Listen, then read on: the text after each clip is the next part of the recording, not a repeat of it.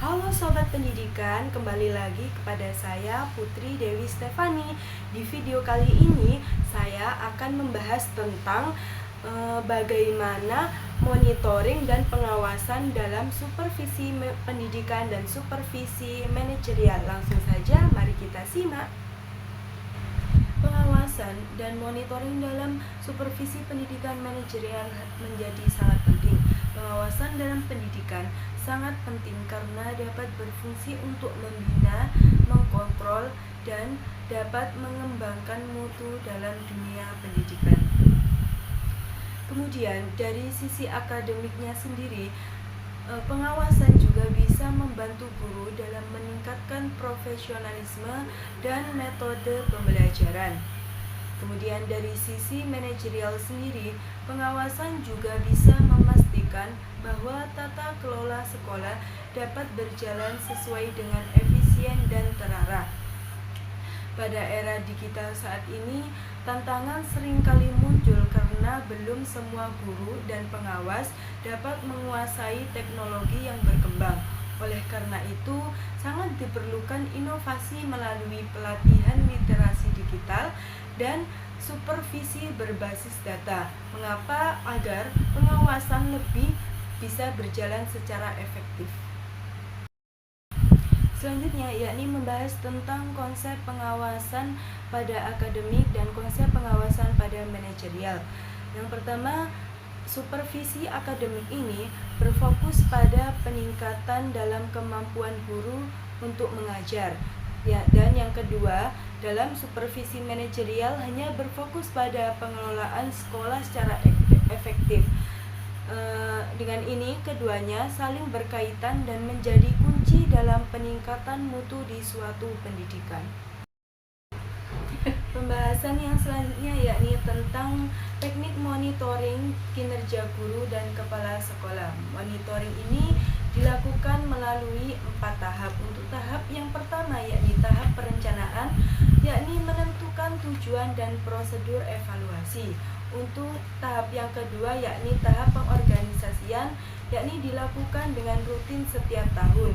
Tahap yang ketiga yakni evaluasi dan observasi langsung. Tahap yang keempat yakni pengawasan dengan memastikan hasil evaluasi dapat ditindaklanjuti. Metode yang bisa kita gunakan atau bisa berorientasi pada masa lalu seperti rating dan checklist atau masa depan, self-assessment dan MBO. Tujuannya adalah untuk pembinaan yang berkelanjutan, bukan sekedar hanya penilaian. Kemudian pembahasan selanjutnya yakni tentang monitoring digital berbasis data. Di era digital, pengawasan dapat dilakukan dengan sistem berbasis data yang terintegrasi. Sistem ini dapat membantu guru dan dosen dalam memantau perkembangan peserta didik secara real time melalui dashboard dan indikator kinerja. Monitoring ini berbasis data dapat membuat pengambilan keputusan lebih akurat, transparansi, dan efisien. Penjelasan yang selanjutnya yakni tentang monitoring human center di era 5.0. Pada era 5.0 ini menempatkan manusia sebagai pusat dari teknologi yang mana prinsipnya meliputi kesejahteraan pada manusia, penguatan soft skill, keadilan, etika, partisipasi aktif, dan pemberdayaan pada masa depan.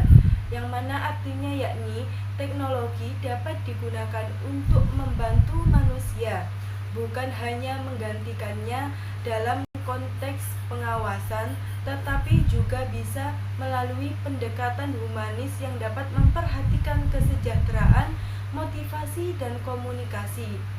Dengan komunikasi dua arah antara guru dan pengawas. Baik, untuk penjelasan yang selanjutnya yakni tentang pengawasan dari supervisi.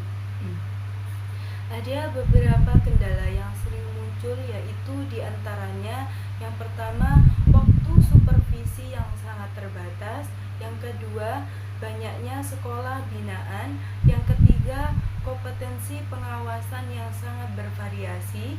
Yang keempat, yakni minimnya dukungan sumber daya dan sarana. Hal ini dapat dapat membuat pembinaan guru belum bisa juga maksimal. Selanjutnya yakni saya akan menjelaskan tentang bagaimana refleksi monitoring dalam supervisi. Refleksi sendiri berarti menilai kembali hasil dari pengawasan untuk bisa memperbaiki proses dari pembelajaran. Kemudian supervisi yang baik itu yang bersifat dialogis, kolaboratif, dan berkelanjutan atau continuous improvement. Dengan ini hasil dari pengawasan dapat digunakan untuk pelatihan guru, revisi kebijakan, serta peningkatan strategis belajar yang lebih kreatif dan interaktif.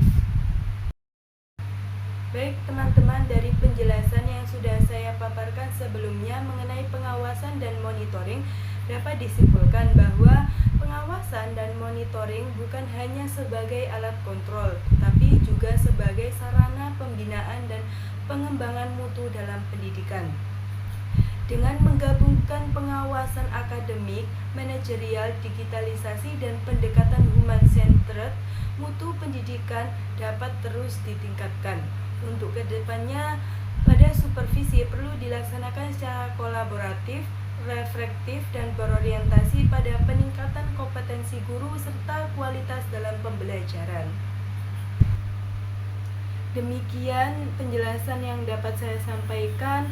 Kurang lebihnya saya mohon maaf. Semoga semua penjelasan yang saya sampaikan tentang bagaimana pengawasan dan monitoring untuk supervisi pendidikan dan supervisi manajerial dapat bermanfaat bagi kalian semua, khususnya dalam meningkatkan mutu pendidikan.